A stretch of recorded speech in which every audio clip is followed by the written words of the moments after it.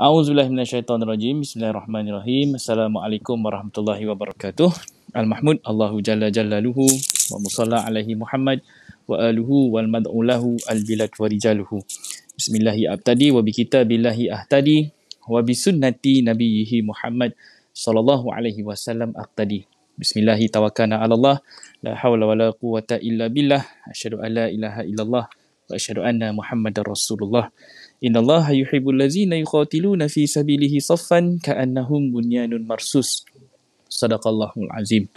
Alhamdulillah, bersyukur kepada Allah Subhanahu Wa Taala kerana pada pagi ini, hari Jumaat yang mulia ini, dapat lagi kita sambung kembali perbincangan dan topik yang sangat-sangat menarik dengan apa yang bakal kita lalui pada setiap hari Jumaat.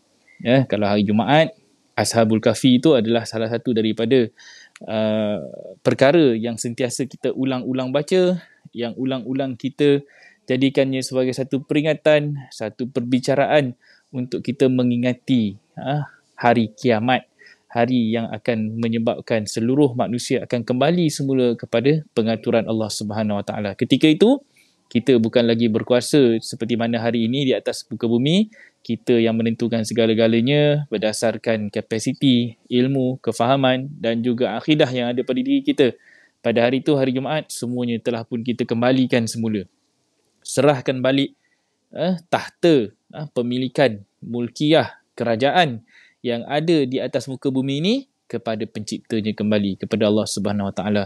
Jadi hari kiamat itu adalah hari kebangkitan agama, hari kebangkitan semula, hari di mana Allah duduk semula di atas sebagai raja yang akan jadi tempat kepada seluruh umat manusia, tak kiralah daripada zaman Nabi Adam sampailah kepada kita, akan dipersaksikan kembali kerja buat mereka untuk dinilai menjadi satu pencarian kepada keredaan Allah untuk menjadi sebahagian daripada hamba-hamba yang beruntung, atau kita ini akan menjadi sebahagian daripada golongan-golongan yang rugi.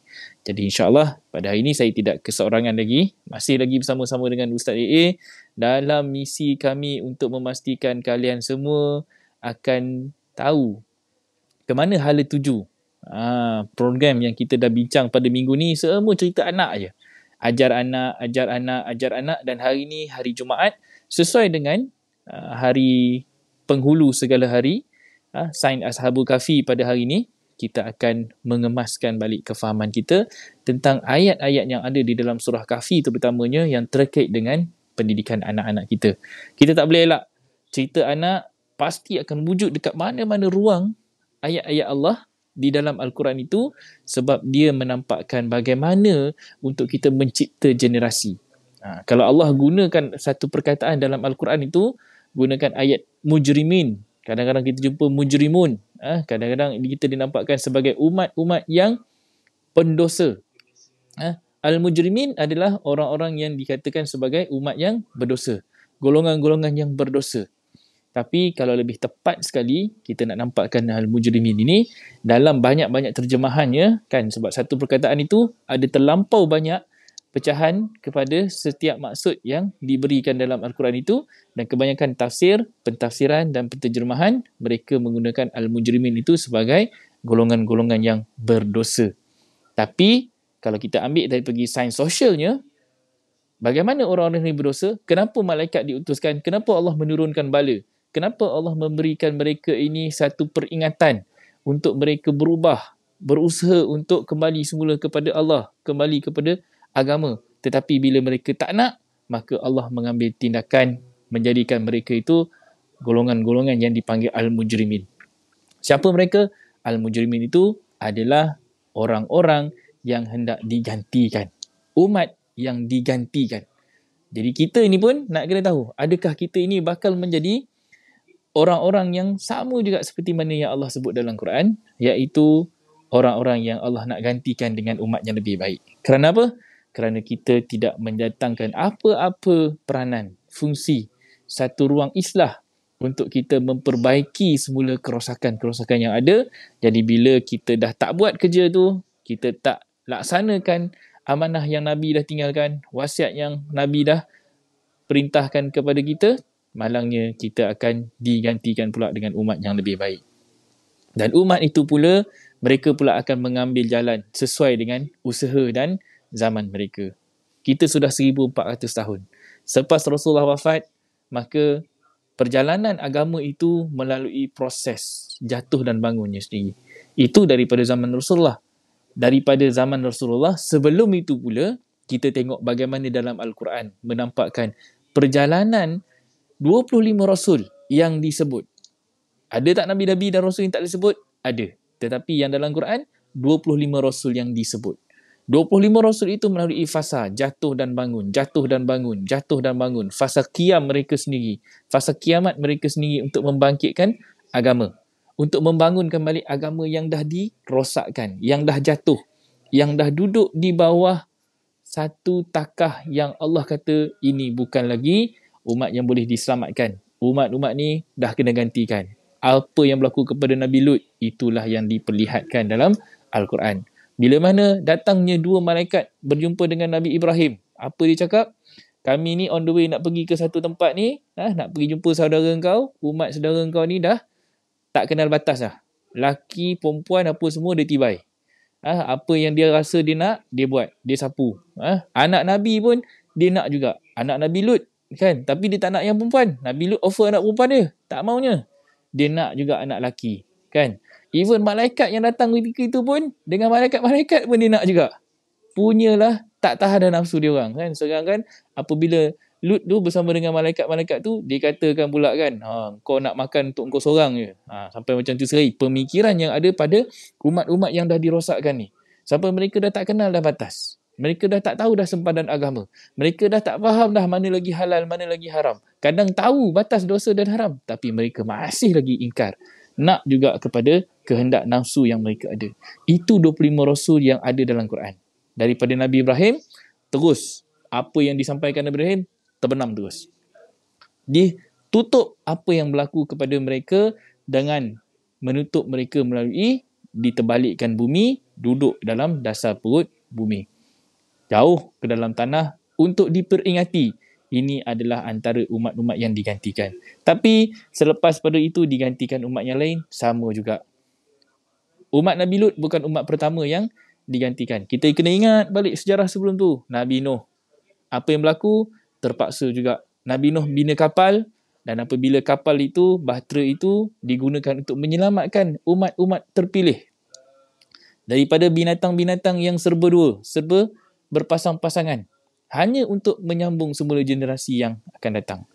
Tetapi selebihnya, walaupun engkau anak Nabi, walaupun engkau isteri Nabi, tapi kalau engkau ingkar kepada perintah, engkau tak akan dapat diselamatkan. Even Nuh sendiri pun, sehingga di saat-saat akhir, dia berdoa kepada Allah untuk diselamatkan ahli keluarganya, termasuklah anak dia tadi yang ingkar tu. Tapi Allah cakap apa? Jangan engkau berdoa, jangan engkau minta sesuatu yang kau tak tahu. Part ni, kita kena faham. Allah larang tak Nabi Nuh? Allah larang. Jangan engkau doa benda yang kau tak tahu. Okay, kisah ni, cerita kapal tau. Cerita kapal. Nabi Nuh nak selamatkan anak dia sendiri, duduk atas kapal dia. Cuba kita ingat balik dalam surah Al-Kahfi. Apa yang berlaku antara peristiwa perjalanan Nabi Musa bersama dengan Nabi Khidir. Tapi dalam ayat Quran itu tidak dinamakan Nabi Khidir itu dengan nama yang khusus, melainkan dinamakan hamba-hamba kami yang diberikan ilmu. Okey? So, dipesan kepada Musa, berjalanlah sampai engkau berjumpa satu laut, pertemuan dua lautan, dan di situ engkau akan jumpa dengan hamba kami yang diberi ilmu. Dan ternyata bila Musa pergi bersama dengan sahabat dia, ketika itu dikatakan Nabi yang temenai itu adalah Nabi Yusha. Ketika itu dikatakan, tak ada dalam Quran tetapi dikatakan yang menemani Nabi Musa adalah Nabi Yusha. Yusha dengan Musa pergi berjalan bersama-sama. Di situ bila bertemu dekat tempat itu, maka bertemulah Nabi Musa bersama dengan Nabi Khidir, hamba yang diberikan ilmu ini, hamba Allah yang diberikan ilmu ini.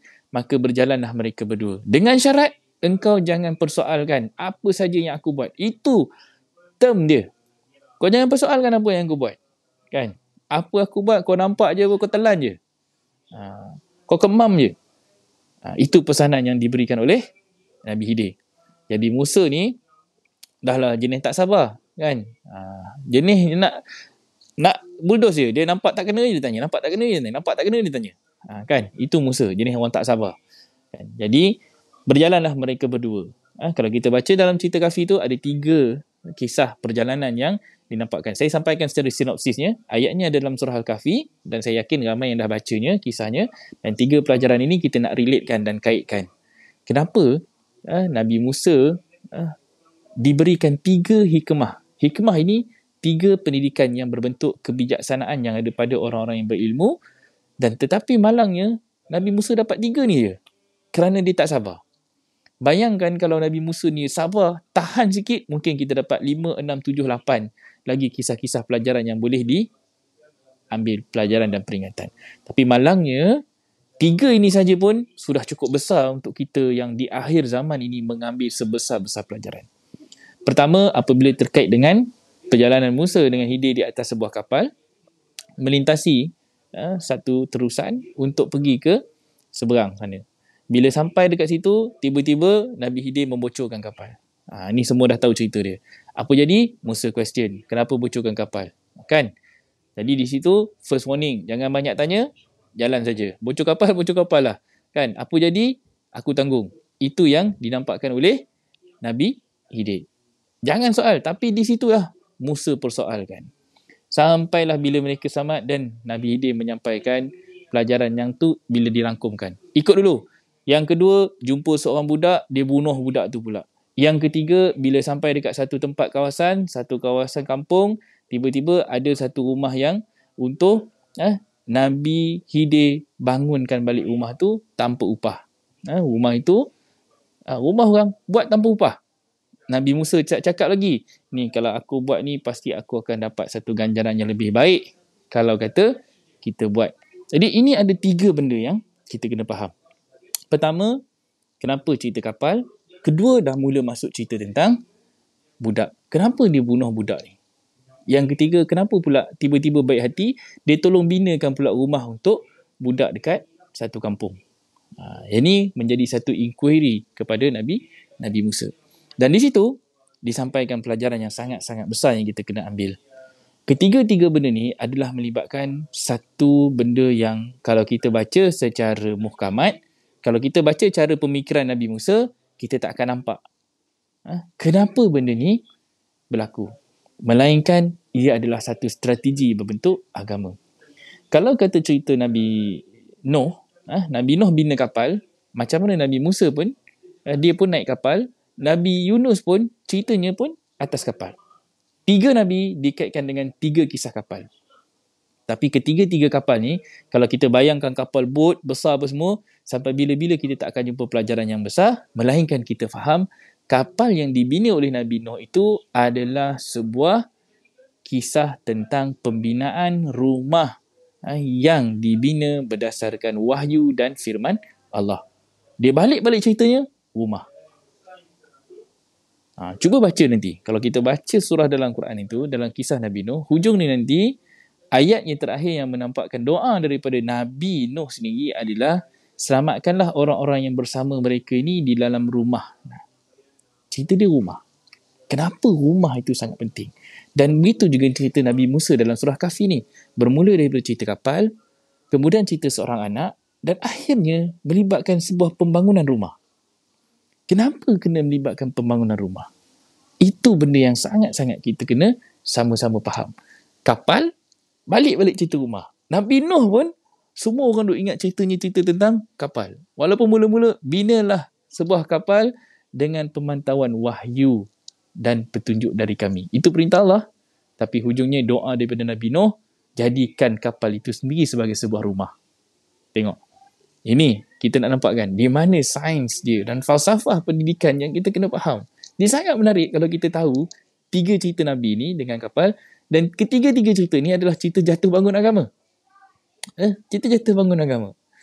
Macam mana Nabi Nuh jatuh dan bangunnya sebuah kerajaan yang sangat-sangat besar, sangat-sangat menarik yang kita kena faham, yang seluruh dunia itu mengalami satu perubahan. Sekali air bah, sekali pasti berubah. Perubahan landscape dunia itu dengan apa yang Nabi Nuh bawa. Kemudian datang pula apa cerita Nabi Yunus. Bila Nabi Yunus duduk di bawah satu doktrin yang lain daripada apa yang dibawa oleh Allah, dia terpaksa tumpang kapal orang. Dia tak buat kapal sendiri. Akhirnya Nabi Nuh terpaksa dibuang daripada kapal itu. Terkeluar daripada sistem orang lain. Tak boleh. Dia tak boleh makan orang dekat atas kapal orang lain. Dia kena buat kapal dia sendiri. Macam mana Nabi Nuh. Nabi Nuh berjaya. Sebab apa? Sebab dia bina kapal dia yang mengatur kapal dia yang menentukan siapa yang boleh naik, siapa yang boleh turun dengan petunjuk Allah. Kan? Nabi Nuh dah bina kapal dah. Tapi dia nak selamatkan anak dia sendiri pun Allah tak bagi. Di situ nampak macam mana kapal itu betul-betul Allah jaga dengan perintah dan pemantauan dia. Dan walaupun Nabi Nuh cuba minta doa untuk selamatkan anak dia, tetap Allah tidak benarkan. Tetap Allah tidak berikan. Dan akhirnya Nabi Yunus pula punya cerita macam mana dia terpaksa menumpang kapal orang kerana lari pula daripada dakwah dia. Dah diberikan perintah, dah diminta untuk sampaikan dakwah, tetapi kerana dia berputus asa, yang ni kisah orang yang berputus asa dengan umat dia, dan akhirnya dia lari dan menumpang kapal orang. Bila tumpang kapal orang, kita kena ambil sebesar-besar pelajaran. Engkau pasti tak mampu boleh hidup dekat atas tu, engkau akan diatur, engkau akan dibuang, engkau akan dibuat apa saja kerana kapal itu bukan kapal kita. Okay, sekarang kita tak pergi cerita Musa lagi. Kita ambil dua cerita ni dulu. Cerita Nuh dan cerita Yunus. Ini adalah perbandingan kisah kapal yang sangat-sangat kita kena pegang pada hari ini. It's about a system. Kalau hari ni kita lihat sistem pendidikan kita menumpang kepada sistem yang dibina oleh orang lain. Sistem yang dibuat oleh orang lain. Sistem yang dicipta oleh Dajjal. Maka kita tidak mampu untuk mengatur kehidupan dunia ini. Sebab apa? Dajjal itulah yang menjadi pengatur kehidupan kita. Dia yang tentukan siapa yang hidup, siapa yang mati. Dia yang tentukan siapa yang boleh survive, siapa yang tak boleh survive. Dia yang menentukan siapa yang kena duduk sampai dia daripada kecil sampai mati dia jadi miskin. Dia boleh tentukan ekonomi sebuah negara. Dia boleh tentukan sistem pendidikan sebuah negara. Dia boleh tentukan sistem perbankan sebuah negara. Dia boleh beli sebuah negara. Dia boleh beli pemimpin sebuah negara. Dia boleh jadikan pemimpin itu sebagai kudanya, bonekanya, dan dia boleh mengawal seluruh dunia ini dengan kekuasaan yang ada pada Dajjal. Dan kalau kita cari Dajjal mata satu tu, kita tak akan jumpa sampai bila-bila fizikalnya. Melainkan kita cari siapa yang menjaga kerja buat Dajjal itu daripada selepas Rasulullah wafat sampai hari ini. Itu cerita kapal. Nampak kecil tapi besar bila kita faham. Sebuah kapal yang dibina dengan sistem Allah dengan kapal yang dibina dengan doktrin Dajjal. So kita ini penumpang kapal yang mana hari ini. So once kita dah nampak kapal mana yang kita duduk, apa yang dilakukan oleh Nabi Khidir dengan Nabi Musa? Nabi Musa first kali dia belajar macam mana Nabi Khidir tunjukkan bocor kapal. Ni pelajaran yang kita dapat. Bocor kapal. So hari ni adakah kita berani membocor kapal kita? Konsep dia, konsep bunuh diri keluar kampung yang dalam surah 4 ayat 66 itu. Sanggupkah kita untuk keluar daripada comfort zone kita?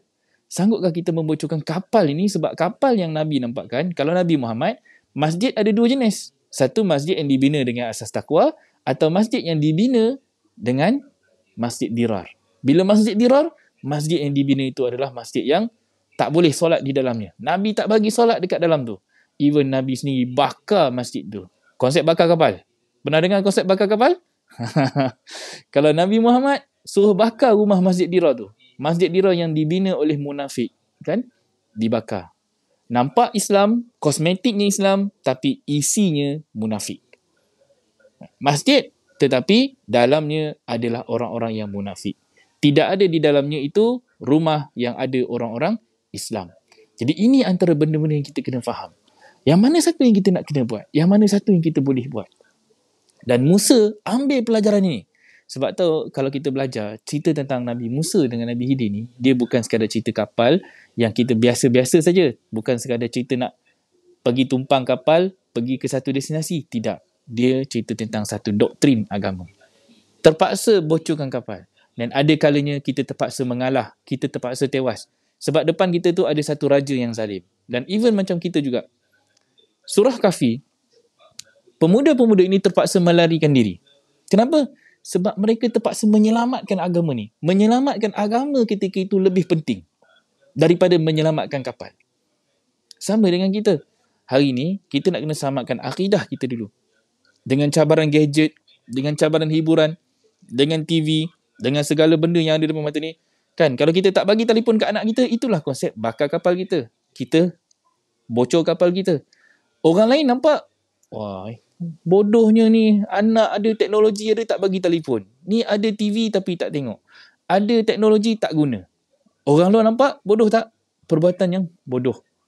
Tetapi kita menggunakan apa yang kita faham daripada sistem yang Allah dah tunjukkan dalam Quran untuk kita manfaatkan kepada dunia kita pada hari ini. So datang pada satu konsep, cerita tentang bunuh. Bila sebut cerita bunuh aja, barulah masuk cerita budak tadi. Kenapa Nabi Khidir bunuh budak tu? Sebab apa? Sebab Nabi nampakkan pelajaran dia. Budak ni kalau hidup, dia akan buat apa? Dia akan menyebabkan kezaliman. Dia akan bunuh pula mak bapak dia. So sebelum dia bunuh mak bapak dia, aku bunuh dia dulu. Tak boleh brain. Nabi Musa tak boleh brain. Kenapa nak kena bunuh budak ni? Sama dengan konsep kita hari ni. Kalau tadi ayat bunuh diri, kalau jumpa kekafiran, Allah kata bunuhlah kekafiran di mana dia berlaku. So sekarang ni kita punya peranan adalah nak kena bunuh. Bukan nak bunuh anak kita, ambil pisau pergi tebas kepala dia. Tak. Sama macam Nabi Ibrahim. Dia menyembelih Nabi Ismail. Itu tindakan yang kita kena buat hari ni. Sembelih anak kita dengan ilmu, dengan petunjuk, dengan fahaman yang Allah dah berikan kepada kita untuk kita bunuh jiwanya yang berkehendak kepada kerosakan.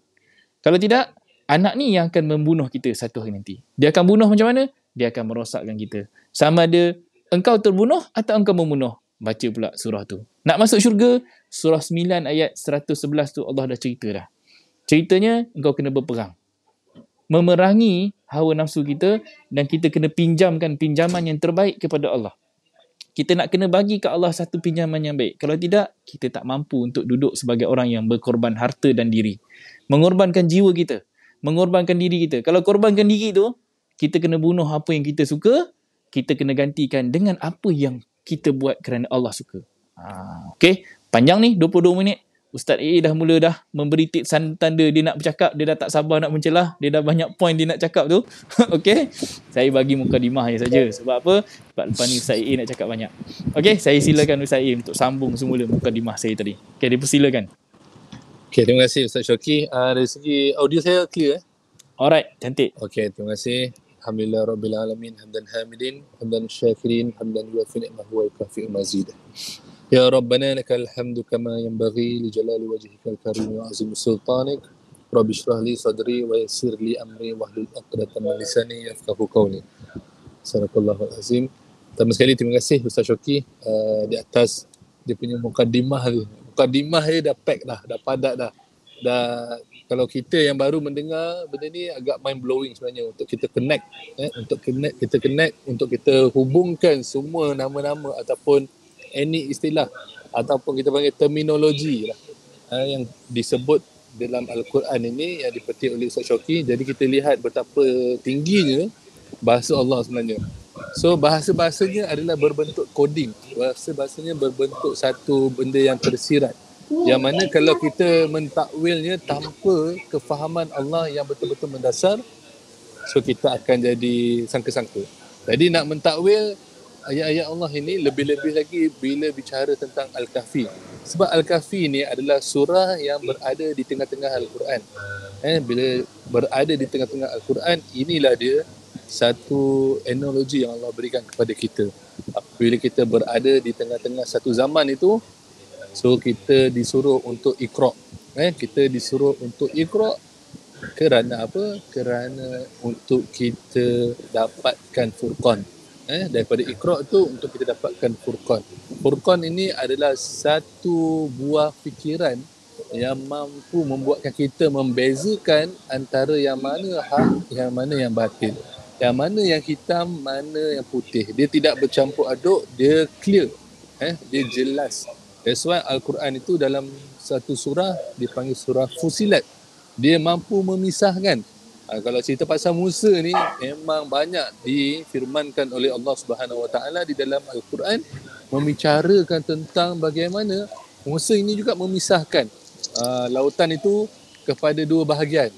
Belah kanan, belah kiri. Apabila dikejar oleh Fir'aun. Kan? So ini sangat interesting sebenarnya untuk kita fahami kerana apa? Cerita-cerita itu yang paling penting sekali kita kena tahu. Dia bukan sekadar dongengan. Dia bukannya cerita dongeng yang kita nak bangga-bangga, oh musa boleh tokat, dia boleh katuk, boleh terbelah. Benda tu tidak ada mustahil. Kalau Allah kata kun fayakun, memang boleh jadi. Tetapi sebenarnya apakah ibrah, apakah pelajaran yang Allah nak kita kutip daripada peristiwa tu? Itu yang paling penting sebenarnya. Yang kita nak gunakan, yang kita nak apply. Kerana Al-Quran ini, Allah kata, Allah firmankan, walakin ja'alna hunuran nahdi bihim man nasha'u min ibadina. Dan kami jadikan Al-Quran ini ia sebagai cahaya yang menjadi petunjuk. Jadi Al-Quran dikisahkan kisah-kisah Rasul terdahulu sebagai apa? Sebagai petunjuk. Sebagai petunjuk untuk apa? Untuk kita membangunkan kembali keluarga mengikuti sunnah. Keluarga yang mengikuti Al-Quran dan sunnah. Sunnah siapa? Sunnah para Rasul terdahulu.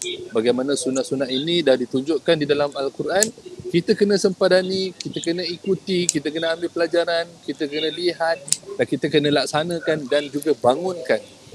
That's why kalau kita cerita pasal ajar anak jatuh bangun agama, jatuh bangun agama ni, agama kita ni dah bermula zaman bila? Zaman bila dia bermula? Zaman daripada Adam itu yang kita kena ambil pelajaran. Sebab apa? Kalau kita nak kisahkan kan tentang siapakah manusia sebelum Adam lagi, pening kepala kita nak cari kan. So better is kita rujuk saja dulu apa yang terkandung di dalam Al-Quran, kita gunakan itu sebagai satu timeline. Ini kalau cerita pasal timeline ni, Zoki dia memang suka timeline. Okay. Jadi so kalau nak tahu lebih jelas secara visual, kena join kelas printing kita lah. Kita upsell sikit lah.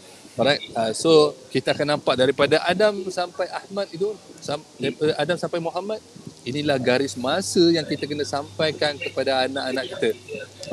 Inilah dia sunnah Rasul terdahulu, yang mana kalau kita gigit dengan gigi geraham kita, sekuat-kuatnya kita tidak akan tersesat selama-lamanya. Sebagaimana sabda Rasulullah sallallahu alaihi wasallam, iaitu lan tadillu abada kitabullah wa sunnat rasulih.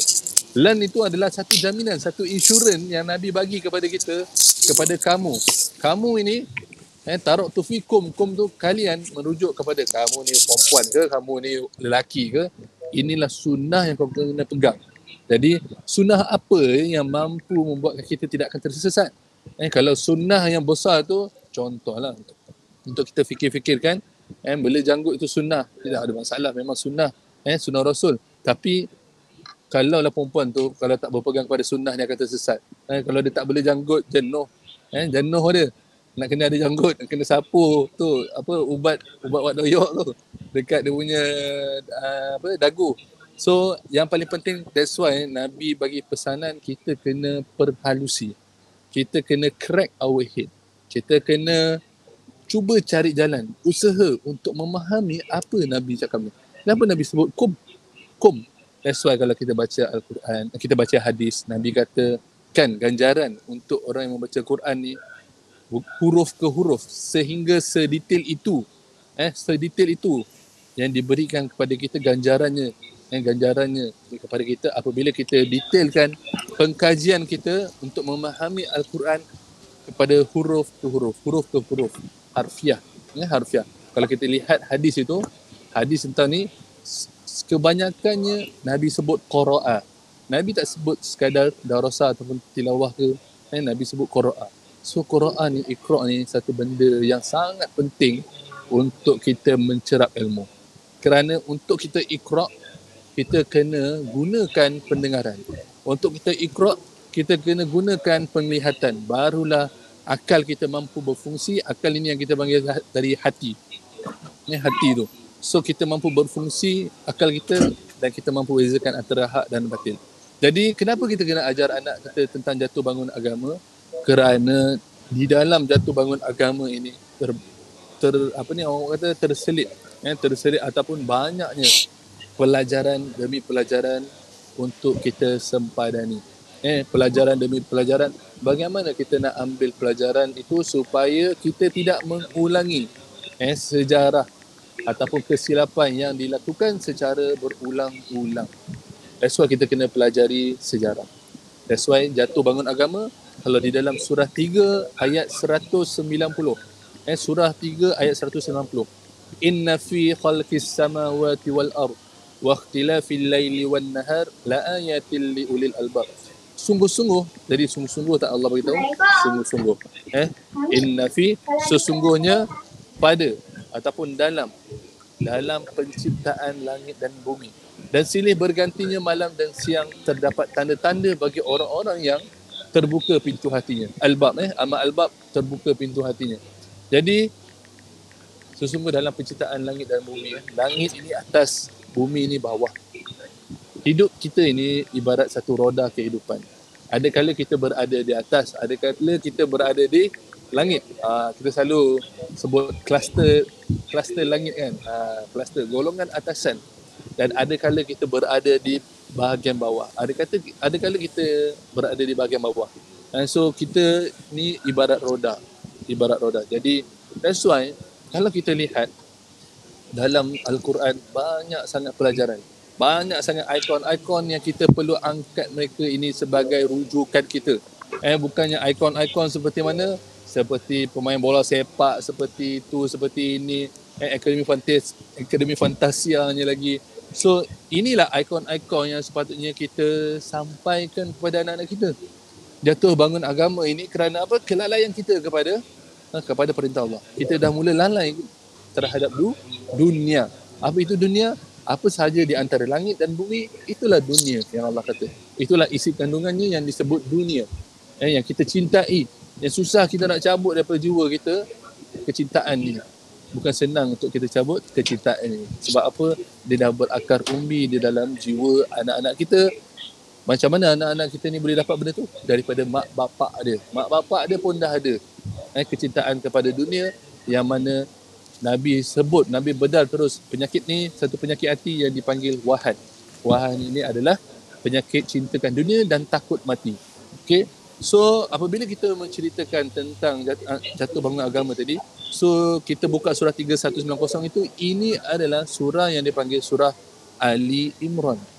Keluarga Imran, keluarga orang soleh yang Allah firmankan di dalam Al-Quran untuk kita ambil pelajaran. Jadi sungguh-sungguh Allah nak bagi tahu kepada keluarga Imran ini, keluarga yang nak mengikuti perintah Allah ini, bahawa lihatlah jatuh bangun, lihatlah langit dan bumi dan silih berganti siang dan malam. Siang itu terang, malam itu gelap. Ada tak dark age of Islam? Ada dark age dia. Bila dark age tu? Dan kita kena study. Bila golden age, waktu sinar, kegemilangan Islam itu berlaku bila? That's why itulah menjadi sebagai satu petanda, sebagai satu tanda. That's why tanda itu dalam surah 3190 Allah nampakkan tanda-tanda itu dalam bentuk ayat. La ayatil li ulil albab. Tanda-tanda bagi orang yang terbuka pintu hatinya, yang dijentik, yang disentap. Kalau kita tengok cerita Matrix tu, dia terkeluar daripada pil tu, dia terkeluar daripada daripada kapsul tu. So dia, rupanya ini realiti. So hari ini kita hidup dalam angan-angan banyaknya. Kita rasakan kita ni berada dekat top. Kita berada di langit. Islam ini berada di hierarki yang tertinggi. Tetapi sebenarnya Islam ini dekat bawah. Islam ini dekat bawah. Okay? So kita tidak menguasai pun. Kita tidak jadikan Islam ini sebagai Al-Malik. Allah itu tidak jadi Al-Malik. So sepatutnya bila kita bersedar, kita kena letakkan balik kedudukan Islam ini di atas. Islam ini di atas. Hari ini umat Islam dihenjak-henjak, dipijak-pijak. Kerana apa? Kerana kita. Tak payah tuding orang lain dah. Kerana kita. Lihatlah diri kita. Kita lihat. Adakah kita ini benar-benar rapat dengan Al-Quran? Adakah kita ini benar-benar menguasai ayat-ayat Al-Quran? Dan kita sampaikan dan kita wasiatkan kepada anak-anak kita sebagaimana Luqmanul Hakim mewasiatkan kepada anak-anaknya dengan benda-benda ataupun wasiat-wasiat seperti mana dalam surah 31 ayat 13 ceritanya jangan mensyirikkan Allah. Ayat 14 bagaimana kena patuh, kena taat kepada kedua ibu bapa selagi mana mereka tidak mensyirikkan Allah. Ayat ke seterusnya, kalau ibu bapa tu mensyirikkan Allah, layan juga mereka di dunia ini dengan baik. Janganlah memusuhi. Ini semuanya adalah uswah-uswah, strategi ataupun perintah-perintah Allah yang kita kena bangunkan di dalam keluarga. Inilah ikon-ikon yang Allah letakkan di dalam Al-Quran yang kita kena contohi. Tapi hari ini kita tidak baca pun Al-Quran. Malah kita baca tanpa kefahaman. Kalau semalam kita cerita pasal faham, hari ini jatuh bangunnya agama kerana apa? Kerana jatuhnya agama, kerana kita berbuat sesuatu tanpa kefahaman yang mendasar. Sebagaimana Ibrahim dah bangunkan di dalam rumahnya bait. Dalam baitnya itu Al-Qawaid. Al-Qawaid inilah yang dipanggil sebagai foundation, dasar-dasar yang kita kena bangunkan. Yang kita kena bangunkan. So, kalau kita lihat, itu baru baru satu ayat. Kita belum kupas lagi hadis. Baru kita belum kupas lagi hadis bagaimana hadis yang diriwayatkan oleh Abu Sa'id Al-Khudri. Contohnya, sabda Rasulullah SAW, barang siapa yang membaca surah Al-Kahfi pada malam Jumaat, maka dipancarkan cahaya untuknya sejauh antara dirinya, dia dan Baitul Atiq. Benar tak kita baca hadis ni dan kita cuba cari apa benda Baitul Atiq ni? Apa benda Baitul Atiq ni? Jadi hebat sebenarnya. Hebat sebenarnya. Kalau kita nak lihat hadis tu sahih ke tidak, senang tak? Kita boleh relatekan saja hadis yang sahih tadi tu dengan Al-Quran. Yang dikatakan sahih tu, dia mesti tidak akan contradict dengan Al-Quran. Sebab apa? Apa sahaja yang keluar daripada mulut Nabi, apa sahaja yang dilakukan oleh Nabi, tindak tanduknya, uswah dia tidak akan bercanggah dengan Al-Quran. So kalau nampak bercanggah saja Al-Quran, nanti dulu jangan declare terus daif, jangan declare terus ini itu. Sebab apa? Kita kena faham juga bahasa Nabi ada juga bahasa strategi, bahasa takwil, bahasa mutasyabihat. Jadi macam mana kita nak dapat? Kita kena kuasai nama-nama. Jadi kalau nak tahu lebih lanjut nama-nama ni, kena follow kelas parenting. So kita upsell lagi kita. Alright? Dalam kelas kita nanti kita akan nampakkan nama-nama. Dan setiap di antara kita kena kuasai nama-nama di dalam Al-Quran ini, baru kita sedar. Kalau cerita pasal dari Ghulam tadi yang disebut oleh Ustaz Syauqi tadi, yang disampaikan oleh Ustaz Syauqi, dia ada ceritanya tentang membangunkan tembok. Membangunkan tembok. Cerita tembok saja ada beberapa words yang Allah petik di dalam Al-Quran, yang Allah letakkan di dalam Al-Quran. Tembok tu saja kita nak kena faham. Tembok ini, tembok tu, tembok ni. Kalau hati saja ada beberapa perkataan. Ada fuadnya, ada sudurnya, ada kolbunya. Apa bezanya? Mesti ada bezanya. Allah itu maha berhalus. Jadi dalam penyampaian, word by word, huruf demi huruf yang Allah letakkan di dalam Al-Quran itu sangat halus. Yang kita kena perhalusi, yang kita kena kaji, yang kita kena detailkan. Barulah kita jadi umat yang hebat. Sama juga macam kami pun, macam mana kami hari ini, kita nampak ni macam pandai je cakap kan. Tapi apabila berbuat, ada saja kesilapan demi kesilapan yang kami lakukan. Yang kita sentiasa disucikan. Itulah yang kita sebut tadi dalam surah 22 ayat 29. Yang kita boleh relatekan, surah 22 ayat 29 ni kita boleh relatekan dengan hadis tadi tu. Tentang Baitul Atiq. Bagaimana dekat Baitul Atiq ni adalah orang-orang yang sentiasa tawaf Baitul Atiq ni. Baitul Atiq ni ialah Kaabah. Baitul Atiq ni adalah Kaabah. Rumah lama ini yang menjadi petunjuk sekalian alam. Yang menjadi petunjuk sekalian alam, yang menjadi rujukan buat kita untuk kita sentiasa mencari jalan bagaimana kita mensucikan diri kita.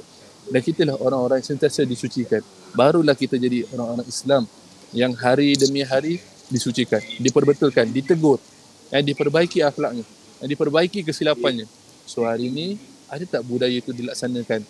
Ada tak? Kalau kita nak mensucikan apa kekotoran yang berlaku dekat Kaabah hari ini, kita akan dituduh untuk menampakkan aib. Sedangkan ini rumah umat Islam semuanya. Ini rumah umat Islam yang sama-sama kita kena pelihara daripada perkara-perkara haram. That's why dia kata Masjidil Haram dimuliakan. Haram itu dimuliakan daripada perkara-perkara batil, daripada berlaku di dalam rumah itu. Itu saja Ustaz Syauqi. Okay, Alhamdulillah. Itu satu cerita yang sangat-sangat menarik sebenarnya kalau kita ikutkan apa yang dikongsikan tadi tu. 40 minit. Sekejap je dah 40 minit. Kami ni tak tahulah nak kata kan. Nanti esok parenting tu 3 jam je cerita tadabbur Quran. Ni 2 orang ni saja baru masuk mukadimah masing-masing dah 40 minit. Cuba bayangkan berapa banyak lagi input yang kita nak sampaikan, yang nak kita berikan. So esok siapa yang follow Quran minded program parenting kita esok untuk tadabbur asas Quran, be prepared, sediakan nota, sediakan Quran terjemahan perkata side by side, duduk sebelah-sebelah, dan kita akan bagi pendidikan dalam bentuk terminologi dulu. Okay, dari segi istilah term, istilah nama-nama ni, dia memang kita kena tahu. Cuma esok basic dulu lah. Kita tak boleh nak jump kepada satu yang lebih besar. Macam hari ni kapal satu nama. Kan? Tadi tu tembok satu nama. Tahu? Orang duk kalut nak mencari manalah tembok Zulkarnain kan. Kapal Nabi Nuh. Pun pakat duk mencari sesuatu yang muhkamat. Benda dah lama dah hilang. Dah bukannya kata 1400 tahun zaman Nabi. Tahu? Way before tu lagi cerita yang Allah kisahkan dalam Quran. Kalau kita cari yang muhkamat, dan kita takkan jumpa hikmahnya. Tahu? Kita cari benda tu lah jadi buat benda hikmat pula. Nanti kayu Nabi Nuh, kayu kokar dia tu lah kan. Kita akan buat dia tangkal hikmatnya lah, apa semuanya lah. Bagi anak cerdik, rendam dalam air, lepas tu minum lah, apa semua bagai. Rosak akidah kita. Dia tak membantu kita. Kita jadi manusia yang syirik. Itulah yang Dajjal nak. Ini maksud yang kita nak nampak. Itu yang Dajjal nak. Dajjal nak kita bersangka-sangka. Dajjal nak kita berangan-angan. Dajjal nak kita tak tahu kitab. You see, apa yang Allah sebut dalam Quran, surah 278, Dajjal hanya perlu terbalikkan saja and then layoutkan kepada kita dalam maksud yang lain. Maksud asal Allah dah berubah, lalu digantikan dengan maksud yang lain. Sama juga dengan kapal tadi. Allah dah bagi kita satu petunjuk untuk membina kapal yang sebenarnya, kan, untuk kita berlayar di atas lautan manusia yang penuh dengan macam-macam kaedah manfaat yang kita kena dapat daripada pelayaran ini, adalah kita mampu mengemudi diri kita, orang-orang yang bersama dengan kita ni, ke syurga Allah. Tapi kalau kata kita sendiri pun tak faham kitab, macam mana kita nak berjalan lebih jauh? Semalam saya menulis. Saya tulis lah, saya tak sempat post lagi. And then bila saya nak post, saya fikir, baik saya post lepas kelas parenting. Sebab saya simpan dulu, untuk saya cerita dulu dekat dalam kelas parenting. Sebab dia something yang menarik. So nak cerita sekarang pun rasa, tak apa, kita reserve dulu. Sebab apa? Sebab bila Allah bagi ilham kan, Allah bagi ilham. Semalam Allah menampakkan kepada kita tentang kisah hidup Nabi Muhammad yang 23 tahun mendapat Quran. So once you know, Quran itu sebenarnya bukan untuk kita hanya baca sebagai ayat-ayat dalam bahasa Arab yang kita ulang-ulang dengan tajwidnya sahaja, dengan kita fokus kepada melagukannya saja. Tapi once you nampak the map, kita nampak dia punya puzzle. Puzzle itu yang menyebabkan kita tahu, bagaimana kita nak pergi mana ni. Macam tadi Ustaz A bacakan. Ustaz Makcik nampak kan tentang surah Kahfi itu duduk di tengah-tengah. Kalau kita baca Baqarah, Allah bagi nampak satu mukadimah. Allah nampakkan selepas saja umat-umat yang terdahulu, umat-umat terdahulu ni kan, umat-umat terdahulu ni kalau kita baca, semalam kita bagi surah 2 Al-Baqarah ayat 134 dengan ayat 141. Masuk ayat 142, Allah mula menampakkan hanya orang yang kurang akal saja yang akan cerita apa? Berpindah kiblat. Daripada kita nampak kerosakan, kita nak berpindah kiblat kita kepada kebaikan. Jangan kita nampak kiblat yang macam mana Nabi Muhammad pindah kiblat itu daripada Masjidil Aqsa ke Masjidil Haram. Kalau kita nampak tu saja, dan kita akan nampak macam mana nak kita pindah kiblat. Sekarang takkan nak pindah kiblat lagi. Ayat tu ada lagi tak? Ayatnya masih berada. Ayatnya masih jadi satu pelajaran. Ayatnya masih lagi satu perintah untuk kita semua ni. Berpindah kiblat. Daripada kita ikut Yahudi, kita ikut Dajjal, untuk kita kembali kepada kiblat yang asal. Baitul Atiq yang dinampakkan oleh Ustaz A tadi. Prosesnya nak kembali balik ke Baitul Atiq. Sebab itulah rumah lama yang dibina sebagai satu sampel. Kalau kita baca, semua cerita rumah. Daripada zaman Nabi Adam sampailah kepada zaman kita, semuanya cerita tentang rumah. Rumah tangga. Rumah pembinaan sebuah syurga. Pembinaan sebuah tempat untuk kita ada raudah di dalamnya. Tempat manusia saling redha meredai. Raudah daripada perkataan redha. Pakat duduk dalam tu, saling redha untuk menjadi hamba-hamba yang menyerah diri kepada Allah. Itu dipanggil Baitul Muslim. Rumah orang-orang yang menyerah diri untuk dibersihkan, untuk disucikan. Tapi jangan kata engkau beriman, engkau baru menyerah diri. Once kita baca semua this puzzle ni, dan kita akan nampak, sebenarnya Allah nak bagi tahu apa ni ayat ni. Itu satu. Daripada 141, 142, 143, kita kena berpindah kiblat. 144, Allah tidak akan sia-siakan iman kamu, Allah kata. Ini mukadimah dalam falsafah Al-Baqarah. Jalan kita baca surah-surah ni, sampai dah surah Kahfi, kita akan duduk di tengah-tengah. Masa kita baca ayat 143, Allah kata apa? Kamu adalah umat pertengahan. Kamu menjadi saksi kepada kerja buat Rasul dan kamu jadi kerja buat manusia. Kita ni duduk dekat surah Al-Kahfi ni, once kita sampai dekat Kahfi ni, dan kita akan nampak kerja buat Nabi-Nabi terdahulu. Cerita Nuh yang bina kapal, Nabi Yunus yang masuk ke kapal orang, Nabi Musa yang tumpang kapal juga. Tumpang kapal lah dia dengan hidih tapi kena bocor kapal. Dalam tu ada cerita tentang Zulkarnain. Dalam tu ada cerita tentang Jin Sulaiman lah, apalah semua. Ni semua umat-umat terdahulu ni. Semua cerita-cerita terdahulu ni, kita dah tadi nampak dah penyaksian kita. Oh, semua Nabi-Nabi ni mengalami pelbagai ujian dia. Now, kita di tengah-tengah ni zaman kita. Zaman kita ni. So, kita ni sedang melaksanakan satu perintah untuk kita bertindak. Sama ada kita nak kekal sebagai umat yang akan duduk dalam kezaliman atau kita nak mengeluarkan diri kita daripada kezaliman. Nak keluar daripada kegelapan. Zalim itu zulumat. Daripada perkataan zalim, keluarnya, terbitnya perkataan zulumat. Apa dia? Zalim itu tidak meletakkan sesuatu pada tempatnya. Zulumat itu kegelapan. So kita duduk dalam kegelapan. Padahal Allah dah bagi Quran. Allah dah bagi wahyu. Allah dah bagi petunjuk. Kita tidak duduk di dalam petunjuk tu. Kita tak duduk dalam cahaya tu. Kita tidak duduk dalam tempat-tempat orang yang diberikan kitab. Kita masih duduk dalam tempat orang yang dalam keadaan jahiliah. So kita nak kena keluar. Proses nak keluar itu yang Allah minta kita kena bunuh diri, kena bocor kapal, kena bakar kapal, kena bunuh segala berhala-berhala yang ada depan mata kita ni. Tahu, semua berhala Nabi Ibrahim, cantas berhala-berhala yang ada. Termasuklah anak dia sendiri. Kalau tidak, anak dia yang dia tak sembelih tu, anak itulah yang akan jadi berhala dia nanti. Anak itulah yang akan jadi sembahan dia nanti.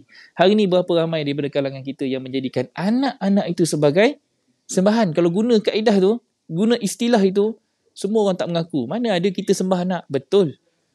Tetapi berapa kali anak kita itu merengek-rengek, menangis-nangis, tantrum, akhirnya kita kalah dan terpaksa mengikut kehendak anak. Sekarang ini, istilah sahaja yang digunakan sebagai anak itu sembahan. Hakikat dan praktikalitinya, apa yang depan mata kita, bila mana anak-anak kita itu sudah menjadi tuan kepada kita. Ingat hadis akhir zaman? Ibu yang melahirkan, tuan. Di mana akhirat nanti, di waktu kita nak mengakhiri keagamaan yang penuh dengan ranjau dan dusta, penuh dengan fitnah agama ini, anak-anak akan menguasai ibu bapa. Mak bapak terpaksa dengar cakap anak-anak. Mak bapak terpaksa tunduk kepada anak. Mak bapak tewas dengan anak-anak. Simple. Hari ni kalau kita tengok apabila berlaku zina, apabila berlaku seks bebas, sampai membuntingkan anak, sampai kena lahirkan anak luar nikah. Apa jadi pada mak bapak? Mak bapak ada yang terpaksa diam. Terpaksa senyap. Tak boleh buka mulut kerana nak menjaga aib. Kerana nak menjaga malu. Anak buat dosa dah ni. Anak dah buat silap dah. Senyap. Terpaksa tutup. 2-3 hari lepas, saya ada satu kes yang datang kepada saya. Jauh kes ni. Jauh di utara negara kita. Datang merujuk kisah ni dah lama. Kisah ni dah hampir 20 tahun dulu. Cuma dia datang kat sini, dia cuma datang menceritakan, meminta satu rujukan, minta panduan. Nampak kan adik angkat dia adalah anak luar nikah. Ni dah berapa dah? Dekat 20 tahun lah. Ni kesan dan akibat. Kesan dan akibat.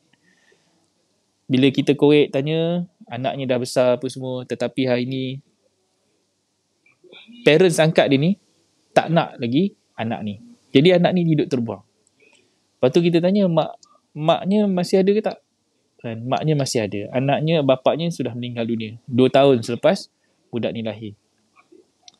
So jadi sekarang ni mak sendiri tak nak terima, bapak sendiri pun dah buang dia. So tinggal mak angkat dia saja yang masih lagi nak jaga. Tapi disebabkan bapaknya tak nak, so terpaksa lepaskan dia.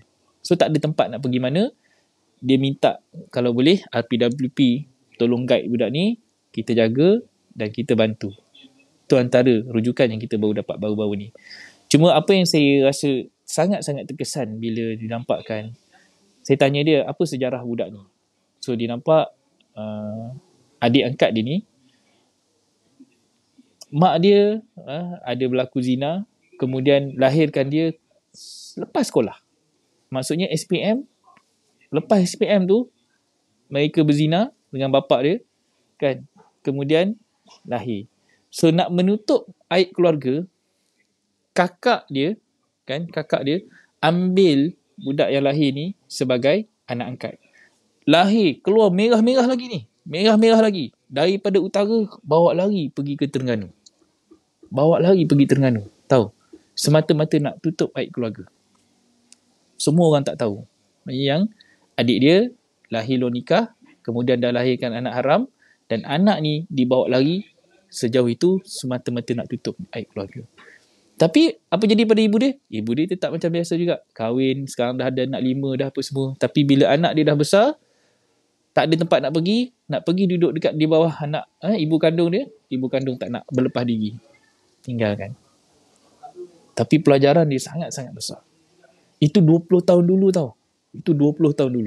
Hari ni kesan dan akibat dia. Datang minta rujukan. Apa yang RPWP boleh tolong dan bantu budak ni. So kita tak boleh buat apa. Sebab apa? Kita akan panggil anak ni interview, kita akan cuba selidiki apa semua, dan kita akan cuba tengok apa yang kita boleh bantu dengan kisah hidup dia. Tapi pelajaran dia adalah kita duduk di dalam zaman fitnah yang zina itu dah terlalu luas. Tahu? That's why cerita Nabi Musa tadi, kalau aku tak bunuh budak ni, nanti budak ni akan bunuh aku. Kalau kita tak kenalkan anak kita ni keburukan zina, teruknya zina ni akan boleh memusnahkan keturunan. Kalau kita tak bunuh habit anak-anak kita suka kepada zina, tak reti jaga diri, tak tahu jaga batas, tak jaga aurat, kita tak bunuh benda-benda ni, pornografi yang masuk ke dalam anak kita, tak bunuh instrumen-instrumen dajal yang nak masuk dalam hari-hari, nak masuk dalam gadget anak kita tu, kalau kita tak bunuh benda tu, nafsu anak tu kita tak bunuh, then kisah 20 tahun dulu ni akan berlaku pada kita hari ni. Anak yang kita tatang, anak dara yang kita hantar pergi sekolah hari-hari, tahu-tahu mengandung anak luar nikah. Dia bunuh kita dulu. Hati ibu mana yang tak akan berkecai, tahu-tahu anak yang ditatang bagai minyak yang penuh, balik daripada sekolah, tahu-tahu dah mengandung. Dia tak bunuh kita, ambil pisau cocok jantung kita. Tapi jiwa sebagai seorang ibu tu dah mati. Dah terduduk. Bapa menangis air mata pun tak boleh lagi dah nak selamatkan maruah anak dia. Ibu dah tak mampu lagi dah nak bawa anak tu kembali ke syurga lagi dah. Anak tu dah duduk dalam neraka dah. Ketika itu. So, ini pelajaran yang kita dapat daripada kisah Musa dan Ide, yang Ide bunuh. Jangan kita bayang bunuh budak tu pakai parang takik leher mati apa semua. Tak. Tapi sebenarnya membunuh dengan ilmu dan kefahaman. Hari ni kita kena bunuh, kena matikan. Matikan habit-habit anak-anak kita terkinja-kinja, menjerit-jerit, pakai baju ketat, dan suka tengok benda-benda yang lalai, suka tengok benda yang leka, buang masa, merempit. Benda ni habit-habit yang kita nak kena bunuh dari sekarang. Virus ini akan masuk hari-hari. Kita perlukan sesuatu yang lagi hebat daripada virus itu untuk mematikan. Bagi immunity yang kuat. Bagi vaksin yang betul-betul anak tu faham. Do and don'ts. Boundaries and limitation. Pantang larang. Semua benda ni adalah tanggungjawab ibu dan bapa. Bunuh dulu nafsu anak kita sebelum nafsu anak kita bunuh kita. Ini benda yang kita nak kena nampakkan. Dan kalau kita tak nampak benda ni serius, kita boleh nampak macam semalam ada soalan daripada Adi Anas kan. Anas Adi tanya soalan, macam mana kalau kata gadget-gadget ni, benda-benda ni, takkan kita nak kena tolak buang benda ni semua? Tak. Kita bukan nak menolak semua ni tanpa fakta dan tanpa ilmu. Yang baik kita tetap ambil. Kan? Sebab apa saja yang Dajjal bina tu, dia bina daripada atas ilmu agama yang hak juga. Cuma dia terbalikkan. Dia reverse engineer benda tu supaya kita jadi mangsa kepada sistem yang dia cipta. Kita semua adalah sistemnya. So kafir itu adalah pertengahannya. Sebab kita melihat kerosakan yang berlaku dan kita ini adalah umat yang nak memperbaiki separuh lagi daripada Quran itu adalah ruang islah. Tahu, surah Al-Qiyamah adalah surah 75. Jauh ni, daripada kafir 18, ni nak bangkit tu, surah 75. Surah 76, surah Al-Insan. Nak bangkit, engkau kena cipta insan. Nak membina agama balik, engkau kena bina modal insan. Tu cara kita baca. Surah 77, 78, 79. Sebelum tu 73, 74, 75. Apa surah tu? 73. Kena bangkit dulu daripada tidur. Kena bangun dulu. Jangan duduk dalam selimut lagi. 74, Mudassir. Kena basuh pakaian. Cuci pakaian kita. Cuci sistem kita. Barulah kita boleh keluar. Dan kita boleh bangkit kiamat tadi. Dan boleh kita cipta insan yang baru. Barulah kita akan pergi ke 114 surah. Yang terakhir, barulah kita dapat leveragekan balik manusia ini dengan agama dan akidah yang sebenar.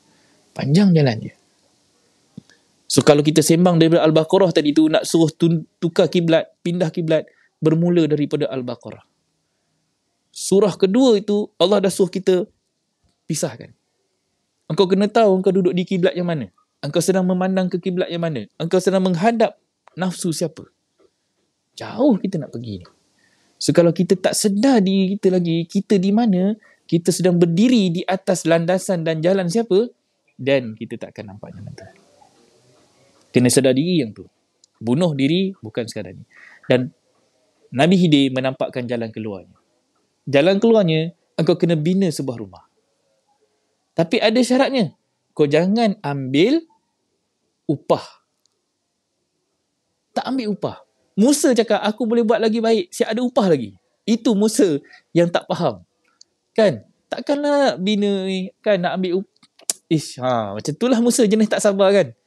Macam kita lah. Awal-awal dulu buat rumah RPWP ni kan. Buat rumah anak yatim ni. Kan? Ada orang pun soal. Nabi tak buat rumah anak yatim. Kan? Orang tak faham. Sebenarnya yang Nabi Khidir tunjukkan tu, kau kena bina sebuah rumah. Kerana dia kata apa? Di bawah rumah tersebut ada satu harta yang sangat bernilai.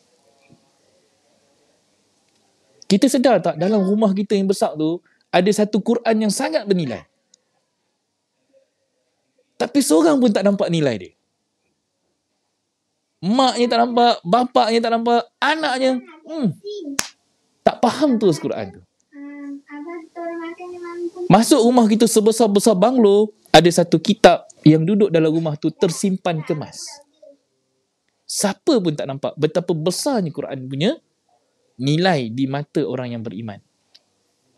Tapi kita sebagai mak bapak pun hanyut juga. Kita tak nampak benda tu sangat-sangat besar. Kita jadi manusia yang rugi. Kita jadi manusia yang Allah murka. Maghdub lagi. Kemudian dal. Dahlah kena maghdub, kena murka. Allah kata, lantak engkau lah, dal lah engkau selama-lamanya. Aku dah bagi Rasul, aku dah bagi utusan, aku dah sampaikan ni, engkau rasakanlah azabku. Tu surah apa tu? Lepas kita baca Iqra, kita bakar. 17-14, 17-15. Kalau engkau memilih petunjuk, engkau akan dapat petunjuk. Tapi kalau engkau memilih untuk menerima kesesatan, maka kesesatanlah untuk engkau. Tu surah 17 Allah bagi warning, surah 18 dah masuk kafir. Jadi cantik Allah dah susun puzzle ni. Tapi kita tak reti nak membaca saja. Jadi esok kalau nak sembang dalam 3 jam, tak selesai. Memang tak selesai. Nabi, berapa lama dia punya parenting Al-Quran minded? 23 tahun. 23 tahun bang. Perjalanan Nabi untuk menghidupkan balik agama. So kita ini berapa tahun kita nak kena bangkitkan agama? Kalau dapat sekarang ni umur 30, saya dapat umur 30. Ustaz A dah dapat best lah. Dia dapat muda sikit pada saya. Kan? Tapi sebab dalam syurga kami sebaya, saya ambil umur dia lah sebagai saya ingin takaran. Kan? Kan? So, umur 30 dapat, dah rasa Masya Allah, nikmatnya kita memahami Quran dan memahami agama ni dan ke mana hala tuju kita dah nampak. The vision, the mission. Sebab kalau kita ibu bapa, kita tak bangkit untuk betulkan anak-anak kita, dan inilah generasi yang kita akan tinggalkan dan akan jadi generasi yang lemah yang akan memimpin pula anak cucu cicit kita. So siapa yang nak menyelamatkan agama ni sebenarnya? Bukan orang lain. Allah dah bagi petunjuk. Yang nak selamatkan adalah kita sendiri. Allah tak akan mengubah nasib sesuatu kaum, melainkan kita yang mengubah diri kita dulu. Sebab apa? Allah dah cakap dalam Quran, aku dah bagi wahyu. Kita tak boleh kata kita tak bagi alasan. Kita tak boleh cakap nanti dalam kubur nanti kita kata, ya Allah, ya Tuhan aku tak tahu pun engkau dah bagi aku petunjuk. Allah template apa? Aku dah hantar Nabi dah. Aku dah bagi Rasul dah. Aku dah bagi orang beriman dah. Aku dah hantar orang soleh dah. Quran itu dah ada dah dalam rumah kita. Dan kita question, aku baca hari-hari ya Allah. Kan? Nak ke Allah tanya soalan seterusnya? Kan? Malaikat dia tanya kan, kau faham ke tidak? Soalan macam tu je, kita akan terpukul lah. Dia tak pukul lagi, tak angkat lagi dia punya kayu pengetuk kita dah kena katok dah. Soalan dia sekarang pun kita kena tanya diri kita. Kita akan dipersoalkan. So, adakah kita faham apa yang kita baca? Adakah kita faham apa yang kita buat? Dan hari ni jatuh bangun agama itu berlaku depan mata kita each and every day. Setiap masa kita akan nampak anak dibuang, anak dibunuh, seks bebas. Tahu? Di celah-celah pornografi moden hari ni, Instagram dah ada, YouTube dah ada, Telegram ada. Telegram, siapa yang tersalah langkah, tersilap jalan, kita boleh masuk ke dalam satu grup tu penuh dengan pornografi. Tak payah nak download, terus play sendiri. Itu ada dalam Telegram. Adakah kita boleh percaya lagi anak-anak kita selamat walaupun dia cakap dia tengah belajar online? Ini soalan-soalan yang kita kena tanya. So, panjang cerita kami ni, kalau kita cerita tentang parenting Al-Quran, kami sendiri pun masih belajar macam mana nak mendidik anak-anak. Nabi sendiri pun sepanjang perjalanan Nabi 23 tahun itu, Nabi dididik dengan agama, dengan cara hidup yang berbentuk teguran. Nabi ditegur, dibetulkan, silap, dibetulkan, Aisyah ditegur, dibetulkan, Hafsah ditegur, dibetulkan, sampai turunlah surah Tahrim tu, surah 66 tu, ayat 1 sampai ayat 10 tu, kes Nabi dengan isteri-isteri dia saja. Semua ni menampakkan macam mana Nabi sendiri pun tak akan lari daripada teguran daripada Allah. Memang Nabi maksum, tetapi yang maksumnya Nabi itu kerana teguran-teguran Allah itu menjadikan Nabi sangat perfect dari sudut akhlaknya apabila diterjemahkan sebagai seorang institusi kerasulan. Oh, ni panjang ni. Sonok kalau kita sembang. Kan? Duduk depan, ada kopi, biskut mayat satu, lagi seronok. Kan? Tapi itulah, COVID ni, kita layan dulu parenting kita secara online. Okay? Saya pass dekat Ustaz AA. Tu mukadimah yang kedua. Belum isi ya? Sila Ustaz. Okay, saya tambah sikit lah. Sekarang pun dah pukul 11.20 lah. Okay, apa yang saya boleh tambah lah, iaitu kalau kita lihat, yang kita nak ambil pelajaran adalah daripada kisah Musa dan juga Khidir ini. Kalau kita lihat sebenarnya Khidir ni pun tidak ada disebutkan di dalam Al-Quran. Tidak ada disebutkan dalam Al-Quran secara direct ni. Dia hanya sebut di kalangan hamba-hamba kami. Seorang hamba di kalangan hamba-hamba kami. Okay, so apa yang kita boleh lihat kalau kita tengok pertuturan di antara Musa dan Khidir ini, seorang Nabi ni. Seorang Nabi yang dipanggil Nabi Musa. Banyak cerita kisah Musa. So Nabi pun ditegur. Nabi pun ada buat silap. Okay, apatah lagi kita. So kita sentiasa dibersihkan sebagaimana dalam surah 22 tadi, surah 22 ayat 29, iaitu kita ni adalah orang-orang yang sentiasa membersihkan diri, dan Allah sangat mencintai, menyukai orang-orang yang bersih. Okay. So apa kita lihat dekat sini, ini adalah disiplin, metodologi pendidikan Islam yang Allah ajarkan kepada kita. Dalam kita nak berguru, dalam kita nak mengambil ilmu, nak menuntut ilmu, ini disiplinnya. So disiplin ni penting tak? Penting. Kalau satu ayat sahaja iblis langgar, dah keluar daripada syurga. So ini ayat yang termaktub di dalam Al-Quran yang kita kena bangunkan dalam sistem pendidikan Islam. Ada kala kadang-kadang kita ni banyak soal. Banyak sangat soal sehingga kan dia menyukarkan kepada guru-guru untuk menyampaikan. Ini satu disiplin juga yang kita kena perhalusi, yang kita kena lihat balik bagaimana Allah ajar kepada kita. Kadang-kadang banyak pendidikan-pendidikan yang Allah ajar kepada kita yang beyond daripada logik. Yang kadang-kadang kita rasa tak boleh nak diterima akal, tapi sebenarnya ada ibrah dia. Ada hikmah dia yang Allah nak bagi kepada kita. Oh, ini rupanya, macam ni rupanya. So that's why kita ni dalam nak menuntut ilmu, terutamanya ilmu-ilmu Allah ni, jangan kita mudah melatah, jangan mudah kita nak orang kata apa, menceceh sana sini. Relax dulu, perhatikan, observe dulu, laksanakan dulu dan kita lihat hasilnya bagaimana. That's why hari ni umat Islam kebanyakannya suka melompat. Bila nampak pendidikan itu rasa asing sedikit, terus dah claim ini tak betul lah, itu tak betul lah. Sebab apa? Lari daripada mainstream. Jadi mainstream sekarang ni siapa yang kuasai? Itu yang kita kena jelas. Mainstream punya education, siapa yang kuasai? Siapa yang lead?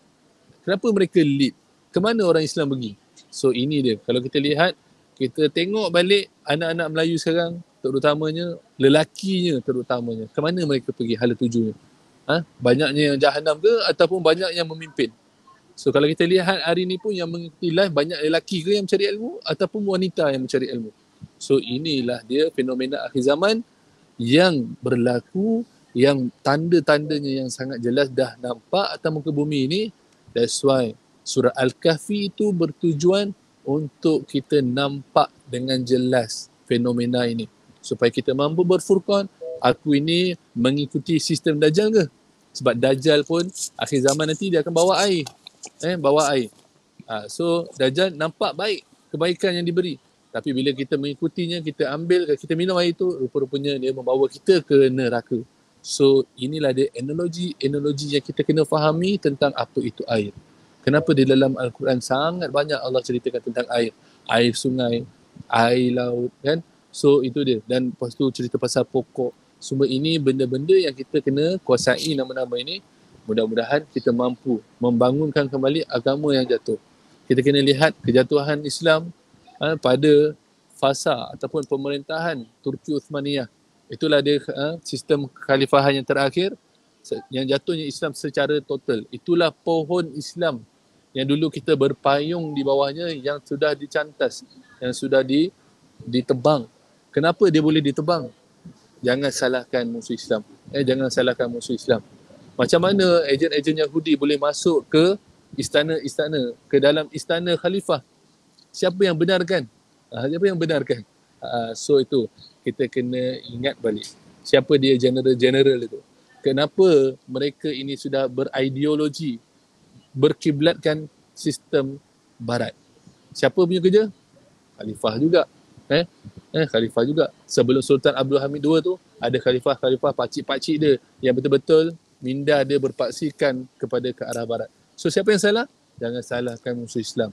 So doktrin-doktrin itu mampu menyusup ke dalam jiwa-jiwa orang Islam kerana apa? Kerana kelalaian umat Islam sendiri.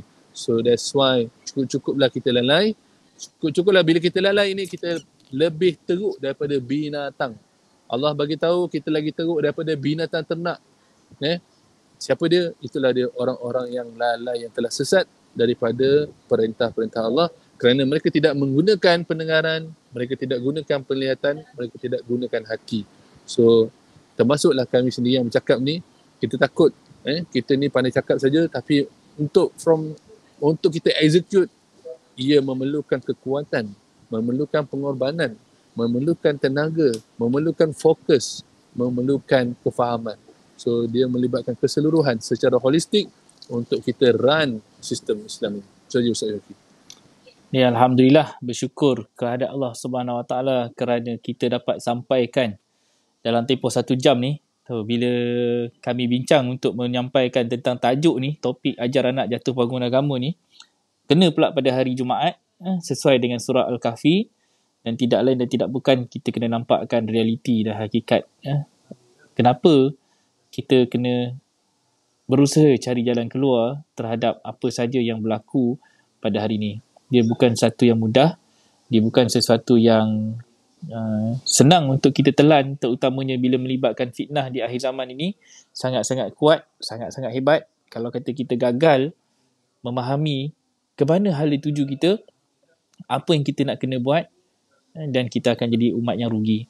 Adakah kita sebagai ibu bapa, kita dah betul-betul memahami dan kita tahu fungsi kita sebagai seorang bapa? Kalau kita masih lagi hanyut dalam sistem Dajjal, kita masih lagi merasakan kita ni adalah ibu-ibu yang dapat anak, kita cuma mendidik mereka dari satu sudut pandang, iaitu hanya pada fokus pada dunia semata-mata. Kita cuma ajar dia orang ni pendidikan, bagi mereka masuk universiti, pergi ke sekolah terbaik, universiti terbaik, kemudian mereka pun dah dapat kerja yang baik, kemudian dah kahwin, ada anak, kita pula dapat cucu, manfaat daripada perkahwinan mereka. Lalu, adakah hanya itu saja milestone kita dalam kehidupan dunia ni? Tetapi, bagaimana pula milestone dari sudut agama? Mana kita punya milestone? Nabi Muhammad, 0 hingga 63 tahun itu, kita nampak milestone Nabi.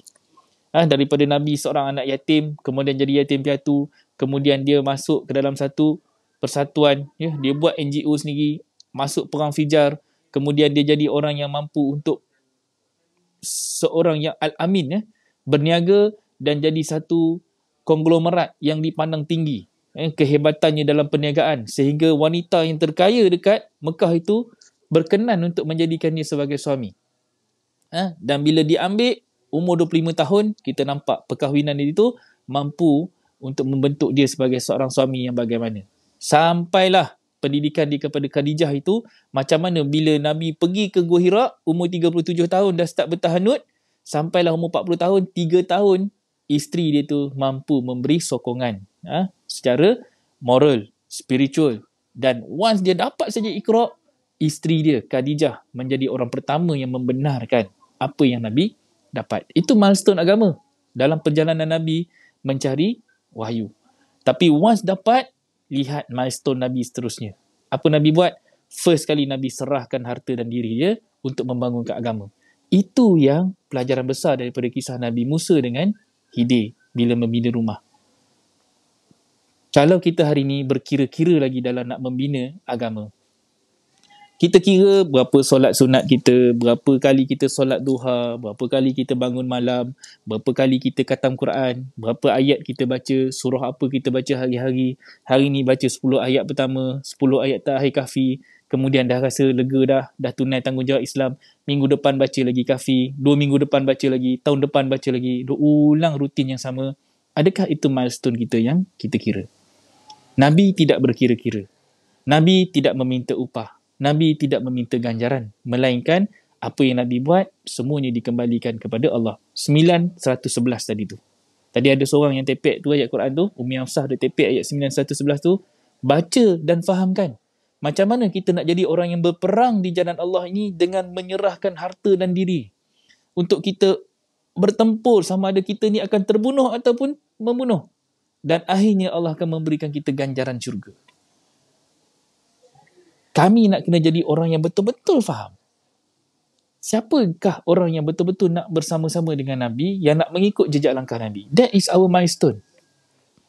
Kita nak kena cari jalan macam mana kita nak buat milestone yang kita dapat ikut cara Nabi. Nabi diboykot, Nabi diuji, Nabi diberi pelbagai tekanan, Nabi berjaya jalan. Kita ni apa tekanan yang kita dapat dalam kita nak membangunkan agama? Sebagai ibu dan bapa, banyak tekanan. Tapi kita tak sedar. Semua tekanan-tekanan itu melainkan kita layan je tekanan tu. Dajjal bagi hedonism, Dajjal bagi secularism, Dajjal bagi bermacam-macam ism lagi. Capitalism, kita terima, kita ambil dan kita tidak melawan. Kita tidak cuba bangkit untuk menentang dengan menggunakan hikmah daripada Al-Quran. Kita tidak mengambil bil hikmah. Kita tidak menggunakan Quran itu sebagai senjata. Kita tidak menggunakannya sebagai satu bentuk strategi untuk kita membangunkan semula agama. Milestone kita cuma nampak banyak kejayaan dunia, tetapi kita tak nampak mana kita punya fungsi dan peranan untuk akhirat. Jauh lagi perjalanan kita. So kena check satu-satu, di manakah fungsi kita yang menjadikan kita faham dan kita jelas, part mana yang kita nak kena buat, part mana yang kita nak kena laksanakan perintah dan titah Allah itu dalam kehidupan harian. Kalau tidak, kita cuma jadi satu orang yang hari-hari bangun tidur, kemudian tidur balik, bangun tidur, tidur balik, bangun tidur, makan, minum, beranak pinak, dan kita tak berjaya jadi golongan-golongan yang dibentuk dengan kefahaman. Kita cuma jadi orang yang mengikut hawa nafsu. Buat asal kita rasa kita dapat manfaat dia untuk diri sendiri. Dia tak dapat manfaat dia untuk kami. Dia cuma dapat dari sudut orang-orang yang rasa puas. Islamnya hanya dari sudut ritual. Kepuasannya hanya sudut kita rasa kita dah buat benda yang Allah perintah, padahal banyak lagi yang kita belum buat. Banyak lagi yang belum kita kita laksanakan. Banyak lagi yang belum kita dirikan. Kita dah mendirikan perintah solat ataupun kita hanya berdiri solat. Banyak benda yang kita nak kena soal. Banyak benda yang kita nak kena question. So adakah kita ni nak jadi orang-orang yang rugi atau kita nak jadi orang-orang yang beruntung? Okay, itu pilihan masing-masing. Dan insyaAllah pada esok hari, sebelum kita wrap up ni, final call untuk hari ni, final call untuk anda semua, siapa-siapa yang nak masuk ke dalam program parenting kita. Okay, ni final call. Esok pada 11 pagi dan pada 11 petang kita ada tadabbur asas Al-Quran daripada pukul 9 sampai pukul 12 tengah hari. Kemudian pada pukul 2 hingga 5 petang kita ada sesi yang kedua untuk sains solat. Siapa yang ambil tadabbur asas Al-Quran saja, dia akan masuk satu sesi sajalah. Tapi siapa yang ambil 3 sesi, kebanyakannya 3 sesi lah yang masuk. Kita akan teruskan sampailah parenting akhlak Al-Quran. Conclusion. Parenting akhlak Al-Quran ini adalah conclusion kepada kedua-dua siri sebelum itu. Why? Sebab di situlah kita punya kelas. Kelas pertama tadarus. Kita kena mengaji Al-Quran dulu. Tadarus Quran, kemudian kita akan tafakur. Solat adalah proses tafakur kita. Dan tadabbur. Ramai orang tadabbur Quran, tapi sebenarnya tadabbur itu adalah kepada pelaksanaan. Untuk kita bekerja untuk mentadbir ayat-ayat Allah tu dalam bentuk akhlak. Akhlak Rasulullah adalah Al-Quran. Tapi kelas yang terakhir, tabayun. Tabayun itu adalah tanggungjawab anda sendiri untuk melaksanakan apa yang kami sampaikan. Kami tak mampu untuk tabayunkan untuk anda. Anda sendiri yang terpaksa bangkit dan buat benda tu. Allah dah bagi Quran kan? Siapa yang nak kena buat ayat-ayat tu? Siapa yang nak kena laksanakan ayat-ayat tu? Kita sendiri. Kalau tidak, Quran itu akan sentiasa tidur saja dekat rumah kita, duduk beralas, duduk dalam almari yang terkunci baik, cantik, tetapi tidak dilaksanakan dengan baik. Jadi mudah-mudahan apa yang kita sampaikan akan menjadi satu perintah untuk kita semua ambil pelajaran, ambil peranan, dan kita sama-sama jadikan peluang ini final call untuk semua supaya kita sama-sama memahami bagaimana untuk kita jadi orang-orang yang beruntung. Okey, untuk anda semua, RM70 untuk satu sesi kalau rasa nak masuk salah satu sesi, tetapi kalau ambil 3 sesi, harganya tetap dengan package promotionnya RM150 untuk setiap sesi. Final call untuk hari ini, untuk masuk ke kelas pada esok hari, kita akan gunakan Zoom. So, siapa yang tak ada Zoom lagi, tolong pastikan anda semua sudah pun mempunyai akaun Zoom supaya kita mudah untuk akses pada kelas pada esok hari pukul 9. Jumpa saya dengan Ustaz Akmal Ashraf untuk sama-sama kita gemburkan balik nafsu kita. Nafsu tu. Tahu? Untuk kita mencintai Quran itu sebagai satu daripada uslub dakwah kepada kita membina semula masyarakat yang bertamadun dengan kefahaman Al-Quran, insya-Allah. Okey, terima kasih. Live macam ni atau Zoom atau medium lain? Saya bagi tahu tadi kita guna Zoom. Okey, tu daripada soalan. Google Meet boleh 250 orang. Tak apa, Zoom kita pun ada akaun, cuma dia boleh dalam screen dalam 49 orang macam tu, tapi dia boleh maksimum dalam 100 orang, dan penyertaan itu bergantung kepada availability lagi, insya-Allah. Tapi masih cukup lagi lah, jangan risau, masih ada ruang. 1000 orang pun kita boleh buat, tak ada masalah. Sebab apa? Kita ada banyak medium yang kita boleh manfaatkan. Okay? So once masuk Zoom, sebenarnya kita sedang coaching. Nampak muka ni, hari ni sembang tak nampak muka ni, semua nampak muka komen je. So nanti, okay, kita boleh coaching one to one, tapi ada disiplin-disiplin dia. Kita boleh sembang dan kita boleh bagi banyak benda untuk kita perbaiki dari sudut kefahaman Al-Quran. Cuma esok pagi, tadabbur dulu, kemudian kita akan masuk sains solat, and then pada hari Ahad, kita akan masuk perbincangan tentang akhlak, insyaAllah. Okay? Terima kasih. Wah, semangat dia tu, Kak Liza. Okay, Kak Liza, kekalkan semangat tu. Okay? Jangan tak tidur je malam ni. Semangat sangat, nanti masuk kelas tidur. Rugi nanti. Okay? So, make sure cukup rehat, cukup sifat. Tak nak ada yang nanti, tak apa, accident lah, apa semua bagai. Berhati-hati. Kerana esok kita ada misi yang sangat besar untuk kita sambung program Bicara Maqasid kepada upgrade kelas, untuk kita sama-sama memahaminya. Okay, Ustaz nak cakap apa tu? Dia dah tak sabar tu. Apa? Tak ada apa, cuma kita ucapkan terima kasih lah kepada mereka yang sentiasa menyokong Bicara Maqasid ni sampai dah episod ke berapa, dah 22 dah. So itu Alhamdulillah lah. So kita boleh nampak bagaimana komitmen yang diberikan, kita boleh berikan pujian lah. Sebab apa kita cari benda ni bukan untuk sesiapa dah, untuk diri kita dulu. Untuk diri kita dan juga pelihara ahli keluarga kita, untuk kita kembalikan balik pendidikan sunnah ni yang mana yang dah lama terkubur, dah lama tersimpan dalam gua dah. So kita keluarkan balik untuk kita hidupkan. Itu je. Okay. Terima kasih kepada semua. Hari ini sangat meriah. Topik Al-Kahfi ni memang best kalau kita tahu di mana dia punya strategi dan kunci-kunci ya. Kita ada banyak anak kunci dan kunci yang kita nak kena berkupak. Satu yang ni baru kita masuk cerita ni. Ni Ustaz AA tadi dia saja je dia bagi hint tembok Zulkarnain tu. Tu dia tak sabar tu nak cerita Zulkarnain tu. Kan? Jadi tak apa, kita simpan dulu. Banyak 114 surah bang. Kan? Banyak benda kita nak sembang. Dan sampai mati pun belum tentu lagi kita khatam. Kalau betul-betul kita baca dengan pelaksanaan. Baca saja senang, hari-hari boleh khatam. Kan?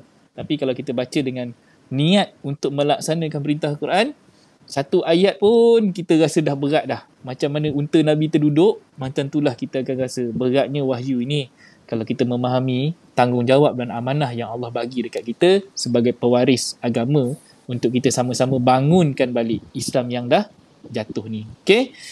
Itu sajalah. Sembang panjang ni memang tak boleh berhenti kami ni. Jadi esoklah kita sembang 3 jam. Kemudian sambung lagi 3 jam. 6 jam. Wow. 6 jam. Amazing. 6 jam dengan kami esok. Okay. InsyaAllah kita jumpa esok hari. Kena banyak minum air asam Jawa malam ni. Alright. Itulah pasal. Okay. Itu sajalah. Terima kasih semua. Kita jumpa. Mudah-mudahan Allah berikan kita keizinan dan permudahkan urusan kita pada esok hari. Alright. Itu saja. Ada yang gugup. Jangan gugup. Okay. Pakai tepek muka, bedak lawa-lawa apa semua. Tapi pakai pudah lepas tu, tak ada hal. Kita tak nampak muka esok.